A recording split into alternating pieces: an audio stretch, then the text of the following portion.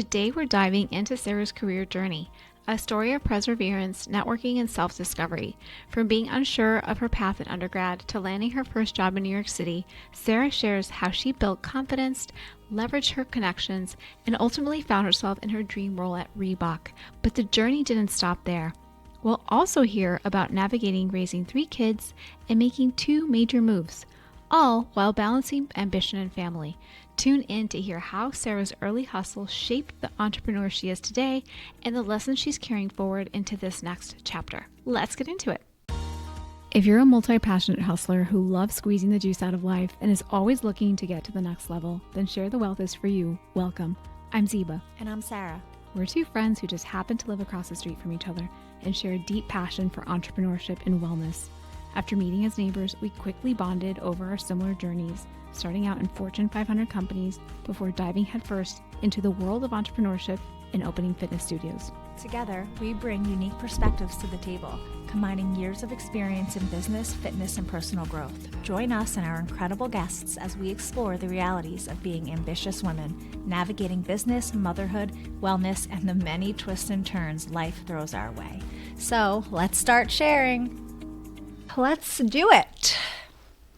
I'm so excited to talk to you today because you are such a multi-passionate, multi-hyphenate, very dimensional woman that I have just gotten to know over the last maybe 3 years.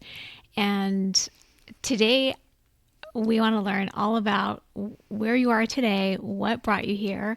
And I know you have so many inspiring stories. So when you were a little girl, what were your goals and aspirations? I think when I was little, I wanted to be a doctor, but I was shy about it and I didn't want anybody to know for some reason. So maybe that's a theme. Embarrassing. That resurfaces later on about not being confident enough to go after what I wanted. I don't think I would have been a great doctor because I just didn't do so great in all those bio classes, so it's fine. But yeah, that was my first memory of knowing what I wanted to do. And then as I got through high school, I was interested in being a nutritionist. And I think that's when my career aspirations shifted towards my interests. I was into sports. I played so many sports in high school. And so that's what I went into college applications and even got accepted into a nutrition program. That was my first shot. What was it about nutrition that sparked your interest? I think it was related to performance, being an athlete. I did a shadowing program my high school offered. You could raise your hand for what you were interested in and then go shadow a professional in the field. And that changed my interest in nutrition because I followed a hospital nutritionist. Looking back, maybe I should have double-clicked and said, oh, what other nutritionists are out there? But I was like, no, this isn't for me. You know what, though? That's such a good lesson for young people because if you're not doing that shadowing, you're doing yourself a disservice because sometimes you think that a job is very different than what the day-to-day actually is. Yes.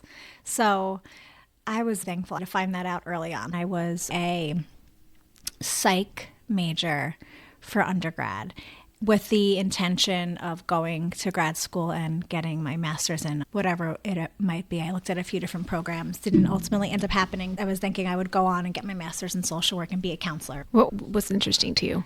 I loved psychology. I loved the idea of helping people. I did well in school, and like many people do, I meet so many people who are like, yeah, I was a psych major, I was an English major. I was kind of just following what I was interested in. I didn't have exposure to the school of business or what it meant to take a communications or marketing class, even though I had friends doing it. So if I could go back to my time in undergrad, I would have explored a little bit more. I didn't have a ton of people in my life in the business world. I didn't know to raise my hand or know I might be interested in it. I didn't know what marketing was. And you can make the argument, and I have in many job interviews, that psychology is related to marketing, yes. And it is.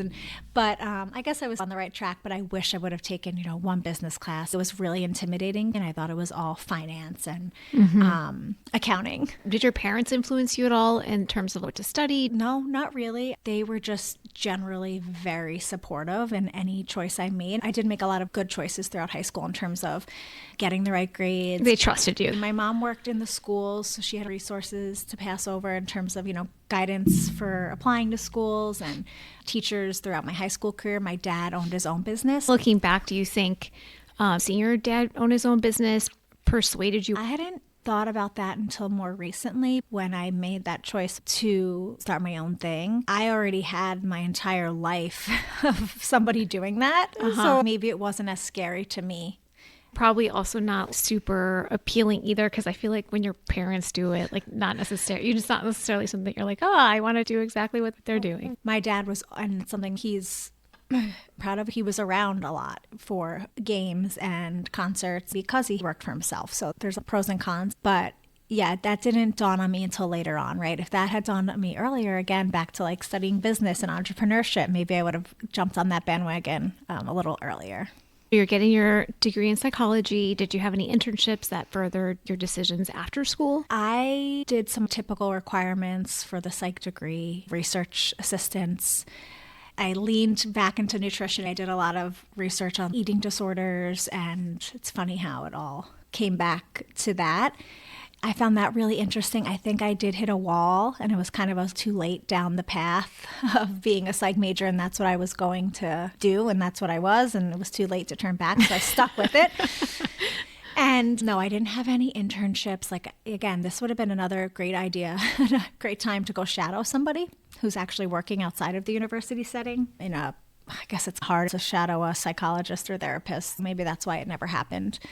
There was definitely a point where I was like, okay, this is what I'm going to graduate with, and I'll figure out what I really want to do. I applied to some grad schools for social work, and I got in, and I ultimately didn't end up going. And the real reason was it just didn't feel right. I wasn't 100% sure. I had spent this time in undergrad not focusing, and I didn't want to force it now just to make a point. I had student loan debt, and I didn't want to take on more for those same reasons if I wasn't really sure. I had a lot of random jobs right out of undergrad to start working. I worked in a doctor's office. I babysat, some salesy type stuff until I started leaning more towards, hey, I think I might be interested in marketing. Because I had some friends who were doing it, and moving back home after undergrad to Long Island, living 30 miles from New York City, I felt like I had the world at my fingertips and wanted to take advantage of that and try my luck in something I didn't explore at all until after graduating. What was the first job that you had where you were like, okay, I'm a grown up, this is me, this is happening, I've arrived? Yeah. So I mentioned I worked in a doctor's office, and that definitely wasn't it for me. So I was kind of always looking for what was next, like what that job was going to be. So what I did was I reached out to my alumni network. We had Facebook groups mostly. There might have been some other alumni job boards. I was just going crazy on there. I was utilizing LinkedIn too, and just seeing where people I knew or sort of knew worked and messaging them. And I was doing that relentlessly. So I ultimately landed, it was technically an internship at a small print marketing firm through an alumni connection. That was my first resume builder. That got something on my resume that said I worked in marketing. It was about a year after I graduated, so I did have some time that was kind of questionable, but I pretty much would start my resume at that and make something up for whatever happened before then. And that was in New York City. It was downtown. I commuted every day. It's something I was able to feel proud about and stay positive and just learn a lot. Learn so much. There were sales reps that I worked with. There were other marketing professionals. It was a really small company, so I had ability into everything. Did I love it? No, but I was in New York where I wanted to be. I got to meet friends for lunch. I got to stay after and just feel, like you said, like an adult, and that I was on the right track. And I knew that that would be a launching pad to my next more fitting or more desirable job. And it was.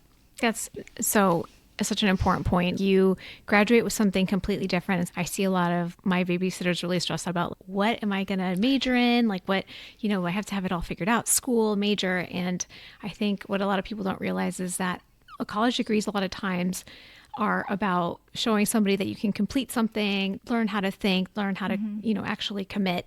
And then that is a transferable skill that you can use in any field, in any company. I wish I had more internships. I see some of the kids in undergrad now, and I've worked with them throughout my career that are taking internships or apprenticeships that their universities facilitate, and that is invaluable. I didn't have that, or at least I didn't know if they existed, and also like the area of study I was in, it wasn't really applicable. I'm sure the business school had more of that. So if those opportunities of just getting out there, shadowing or interning and being able to say yes, yes, learning to use basic tools like Outlook, these skills and this experience, if you can get it before you get out in the real world, that's great. But if not, then you're going to have to just play catch up and kind of have some grit to figure out what you like. So you landed this kind of quasi dream job. You're on a track. What started happening once you felt like I'm on the right track and I'm getting the skills that I need? Yeah, like I said, it gave me the confidence I needed. It gave me the routine. It gave me just... Your next job. Yeah, it gave me my next job. I had this on my resume and continue to network. I'm in the city now, able to see friends working at a marketing agency. Some were at big publishers. And I was able to land interviews, and it felt really great. And I did end up getting a few job offers, and 2 came in at the same time.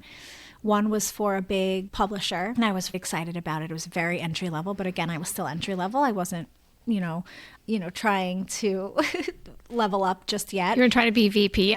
The other was for an agency. I preach now that if you're into marketing, an agency is a great way to get business 101. You're doing everything from pitching new business to planning the campaigns, executing the campaigns, reporting on the campaigns. And I had a friend telling me that. And I ultimately chose the agency position. And I do have a lot of times where I think back and wonder what would have happened if I went the other way. Ultimately, I chose the agency position because I thought it would be more of an immersive experience than the publisher. And the agency was going to pay me more money. Yeah. And at that time, when you're trying to get started. And pay back student loans and such. Pay back student loans, try to move out and live in Manhattan. That is the option I chose. And I ended up staying at that agency for 4 years. And I had some great experience there. And I moved to another agency in Manhattan after that. What are some things that you really loved about the agency environment? Now it's so common, and this is back in 2009. Open seating, open floor plan, the kitchen with beers sometimes. Really great for a young person starting their career. Collaborative, you could raise your hand to do more. I wish if I could go back and tell myself something at that time, I wish I just had more confidence in my own intuition and got more. Yeah. And I feel like a lot of people say this, but I could have gone further and done more if I had more confidence. In full transparency, I was partying at night. I was probably hungover most days. Like, getting by. I was just experiencing everything. It was great. It was a great crash course in marketing and paid media. So what I loved was the collaboration, the young environment, the location. I was where I wanted to be. I worked on really cool clients like big television networks, casinos, and tech clients out of San Francisco. I got to travel to California, which was great. But what I didn't like, and I found out, was paid media specifically wasn't for me. I liked the creative and strategy. I was more interested in the creative side, and I wish I leaned into that sooner, but that goes back to confidence. Maybe if I could have said, spoke up a little more and shared my interests, I would have gotten more opportunities. I got there eventually. Yeah, and I feel like creative, when you are interested in something that's more creative, if you don't have the confidence, it can seem more daunting than the black and white. Yes. Because it feels very elusive. I don't know if I am creative enough. Open-ended, Photoshop, whatever it is. That's what it was back then. That's not what it is always. There's this whole ideation side. I know all of this now and I've experienced it. I wish I could have started earlier. But I was happy to land where I did. It was a great launching pad to my next opportunity. When did you realize you were ready to leave the agency world? At my second agency, I got to work with a big client, YouTube, and we launched their first really big advertising campaign back in probably 2012. Oh my gosh. It was really cool, and we got to spend a lot of time out there. We were really partners with the YouTube clients. I loved being on the brand side, being involved at their headquarters, and just having that focus of just one brand, because I was spread still across other brands too. You always kind of are, in my experience at an agency. So I was like, I just want to go all in one brand. And then at that time, I was trying to move to Boston to be with my boyfriend, now husband. So that was my plan. I was going to hone in on a brand in Boston that would get me there and, take me to that next step. So it was perfect timing. The best part of aging in 2025 is doing it on our own terms. If you're like us and want to keep the grays at bay, we're excited to share our experience with Array, known as the wrinkle cream of hair care. Array is the first functional beauty brand to target aging hair with a proactive, science-driven approach. Today we're offering an exclusive 15% off discount code on your purchase of Share the Wellth 15. That's spelled ShareTheWellth 15. I discovered Array 3 years ago when I first started noticing grays, and they've been a part of my hair care routine since. Sarah is starting it now and excited to report back, so why not get started with 15% off? From dry shampoo to root serum to supplements, Array has got you covered in a way hair color can't. Head to araygray.com, that's AREYGREY.com. And again, the discount code is ShareTheWellth15. Yeah. And again, it was all through networking that I did end up landing at Reebok in Boston. I knew 2 friends there and they passed my resume along. And it was the coolest experience and it was the best decision I made to go brand side and to specifically work at Reebok, because that was just a whole new world of mentors and like-minded people, and I loved just focusing on one brand. What was the thing that solidified that for you? Like once you were in there and you were like, I am on the right track. I did make the right decision. I don't want to go back to agency. I was applying to a few jobs, and the one that stuck was this role on the wholesale marketing team, and it wasn't forced. It really was the right fit. I had the best mentor, and I'm still in touch with her. For the first time, I had somebody that I was working for directly that I wanted to be when I grew up. She wasn't that much older than me, but that kind of was missing. I had great mentors at the agencies too, but the job description didn't fit. Yeah. So for the first time, you couldn't see yourself being them in a few years. I didn't want to. Yeah. So that was a good indicator for me. Mm-hmm. Also, I was really passionate about the brand I was working for, so that helped too. Oh, yeah. And that doesn't always work out that way, and sometimes you can just dive in, and if you're not passionate about it, you'll get there for other reasons, but this was a really good fit. It sounds like you had the best of both worlds, living and breathing the brand you're working for, and then you also have this one person that is completely transforming your experience at the company, which is kind of what reminds me of like when you were in a certain grade and you had that one teacher that like lit up your world, and, you learned so much, that year. It's just paramount for what ends up happening in your life. You either need one or the other, but it sounds like you had both. Yes, it's true. And not even just my one mentor. Hi, Johnny's. Hope you're listening.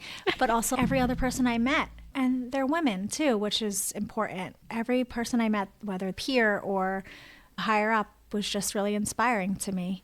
I mentioned earlier that maybe I thought I should have been more creative, and this is where I was able to really dive in and be on the photo shoots, edit the creative, and have a say from a strategic What was your level. title? Okay, so for the first role, I was a wholesale marketing manager. We worked with our wholesale partners like Dick's Sporting Goods, DSW, and so however Reebok would show up in those stores, from in-store to online to whatever else they had going on. So it was cool. We got to work with the sales reps in the markets for those accounts, and then we got to create content specifically for those wholesale accounts. And then we also got to work with the big brand team and then tailor their content and materials for our wholesale accounts. So I was able to be working with the big brand, but also taking it and culling it down and putting it through the filter of our wholesale partners, which was a challenge and also a really valuable to train my mind to think about the end consumer at these wholesale partners. It was really energizing. I got to be with the brand through ups and downs, to move to Boston from the suburbs and a new logo redesign. And ultimately, I moved to an integrated marketing role where I moved away from wholesale and I oversaw a full go-to-market strategy, which was great because then I was able to take my wholesale experience and just apply it along with all the other touch points. And then before I left, I was in a global marketing director role for a specific product. So then I was really getting more specific and even more creative. I was leading one of the top footwear franchises and all the creative and strategy that goes into bringing a specific product to market. What shoe was it? It was the classic leather. I'm sure we all have a pair. Yep. But for that role, That was a whole nother exposure of working really close with the product team. People who are designing sneakers. Yeah. Like, how cool. And then just being able to work with them and understand why this material does this, and this is what would be really important to convey when it comes to market and when the consumer's seeing it. So I thought that was just the best. And I got, long story short, the creative role that I wanted. It sounds like so easy summarizing it. Of course it wasn't. There was negotiating for different roles and pay. And I had 2 babies in that time period too. Oh my gosh. I just can't cover it all today. So when did you know it was time to leave that? I mentioned being in that director role for the footwear franchise, the Classic Leather. And that was actually a maternity leave coverage for somebody else. So it wasn't a permanent role. Once I got into the role, I didn't want to go back to my old job. Like, sorry, not moving. Just kidding. Yeah. And she came back. And, oh my God, it was fine. And that was always the plan. And I transitioned everything back. Then I started looking for director level roles with a more creative focus. That's where I landed at Sperry, and at Sperry also in Boston. If anyone doesn't know, there's a lot of footwear brands in the area. I landed at Sperry on the digital marketing team. And digital marketing was something that was new for you, right? I had touched it in all of my other roles. What does digital marketing mean? It could mean so many things. It can mean so many things, and it did. So in my case at Sperry, as a digital marketing director, I oversaw our organic social team, our influencer team. Ultimately, I took over wholesale too, digital and non-digital, because we just didn't have a team. Sperry was a lot smaller. The influencer marketing specifically for me, owning that, and that team was new, so that was fun and exciting. We did a lot of non-digital stuff too, like a try-on tour where we hired an ice cream truck to go up and down the East Coast and try on shoes. A lot of experiential stuff, and we worked really close with our e-commerce team to influence how we're showing up on the site and how that should translate into social media and other outlets. So Sperry was like a smaller version of Reebok. Did you find that to be easier or harder? Easier, because I felt like I had more of a voice. Who knows, maybe getting older and wiser and gaining that confidence finally. But I think generally, like when it's a small organization, like it's more nimble. You don't have to go through all the hierarchies. Yes, exactly. So when I was at Reebok, they were owned by Adidas, and that was a German company, and there was a lot of So it's not just dealing with Reebok, but then you have to go across and be like, hey, Adidas, do you approve? Yes. I didn't know that, actually. For Fun most fact. of the time. Most of the time. And then Adidas sold Reebok, and we started over. It was a big organization. And then at Sperry, it was a lot smaller. I had a boss willing to try a lot of new things, and I was coming from Reebok where I had these contacts in the industry across publications and media partners, and I just had a lot of experience to pull from. Yeah. And sometimes it's just the experience and the years under your belts. The years. Nothing replaces that. Right? Eric Church is one of my favorite country artists. He said some of it comes with time. So that's blood, sweat, and tears. I just want to circle back quickly, because this whole time you're discovering, you're getting your sea legs as a business person, gaining confidence, lining up with what you wanted to do. But this whole time you are a new mom. You now have 2 kids. Can you tell us what that was like? How did you manage it? I will tell you, but you reminded me of something when I was talking about those agencies and maybe it not being creative enough for me. I was single in New York and doing my thing. I was finding other passions, and I want to mention that because I think that's important. So it was during that time that I got my 200-hour yoga certification, and I want to mention that because that's going to influence me later in life. And it was just something that I loved. I loved going to yoga, and I was like, it was like your escape. Yeah. And I did that during that time in New York. And then ultimately at Reebok, I mentioned having this amazing leader. And within the first year of me being there, she went off and she had her baby. Yeah. And I saw that happen. And I saw, again, sometimes you need to see people do it before you. If you see it, you can become it. I love that. And it's just, I didn't know at the time. I wasn't like, she's having a baby, I'm going to have one. It's like Dumbo's feather. You're like, oh, I can do it too. You're soaking it up. I wasn't even engaged at the time, but ultimately when I did get married, I wasn't scared to do that. Yeah. There's people all around me doing it. And so I had baby number 1 about a year in to Reebok, and then baby number 2 about a year and a half later. And it was just, you took the maternity leave, you went back to work. We figured out the nanny situation. Looking back, it was crazy that I had these 2 babies and I was just getting up and going to work every day. I don't do that now in such a structured way. But back then, it's what you did. This is pre-COVID. I didn't have a long commute. It seemed manageable. And it was a family-friendly place. Again, I had leaders that had kids, and they showed me how to do it. That's amazing. Yeah, it was the greatest place to be. And at the time when I transitioned to Sperry, two things happened. I moved to Rochester, where we are now, and this is why we're here. Why we're here. And I had my third baby. And the difference in geography, even though I was permitted to work remote, and then having another baby, that's when it really shook me. This is post-COVID. So you moved to Rochester, what year was that? That was 2021. 2021. Okay. Yep. And then I stayed remote for about a year with Sperry. Had a baby after my maternity leave. I did not go back to Sperry. I had already started the blueprints and conversations for the Pilates studio, the Reformery, which I now co-own. So that was happening while I was at Sperry. So here I am again. Yeah. Sound familiar? Maybe in a role that wasn't fulfilling in some ways. Maybe it's because I wasn't geographically there with the rest of my team, and I'm doing this other thing on the side, kind of like when I got my yoga certification. It was a passion project, but it turned something a lot bigger than I anticipated. And it ultimately ended up being a blessing when my corporate life was coming to an end. In terms of making the decision to go for it, though, what gave you ultimately the courage to go for it? I think it was relocating and being in change, right? Being shaken and placed in a new location, getting inspired by new people, new energy, everything around you. The wheels are turning, and maybe I've planted a few seeds throughout my story where I was always moving towards doing something like this. I was staying up late at night just ideating about this. When you work from home, it can be isolating. You're showing up online on calls, but you don't have anywhere to be, anyone to see. Yep. And to integrate yourself into the Rochester community, I'm sure it's brought a lot to your life that wouldn't be there otherwise. Yes, you're right. I do remember saying that, and that being one of the reasons. Like, I had just loved being out there and meeting with the real estate agents and just talking about other local businesses that might be going in next door. And I was like, wow, this is a really nice way to become integrated. And not that you have to start a business to do that, but it was the networking we talked about in our first episode about how to start. I was energized by that. You're right. I was feeling isolated in my remote role because everybody wasn't remote. It was just me. So I would go on these trips, and I loved that it brought me back to Boston, and I got to connect with my teammates, current and past. I would meet up with people, and that was so energizing. But then I'd come back, and it would be a lull.